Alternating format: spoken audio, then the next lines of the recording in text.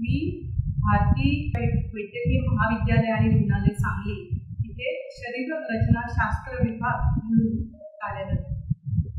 आम्हाला दिनांक 4 ऑक्टोबर 2025 रोजी शकुंतला नारायण पवार यांचे आजाराने निधन झाले आणि जगद्गुरू रामानंदाचार्य नरेंद्राचार्यजी यांच्या मरणोत्तर देहदानाच्या आवाहनाला प्रतिसाद देऊन त्यांच्या नातेवाईकांनी तिथे देहदान केलेला।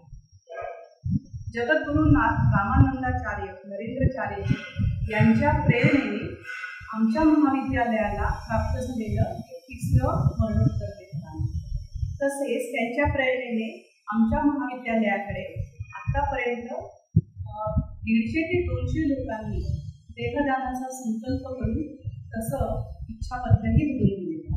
या देहदानाचा उपयोग वैद्यकीय महाविद्यालयातील मुलांना शिक्षणासाठी तर होतोच, त्याचबरोबर निरनिराळ्या आजारांच्या संशोधनासाठी होतो।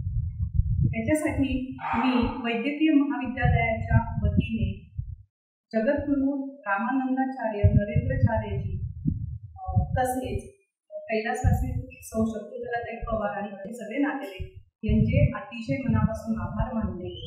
त्यांचं हे जे महान कार्य आहे या कार्याला शुभेच्छा देते आणि पुनश्च मनापासून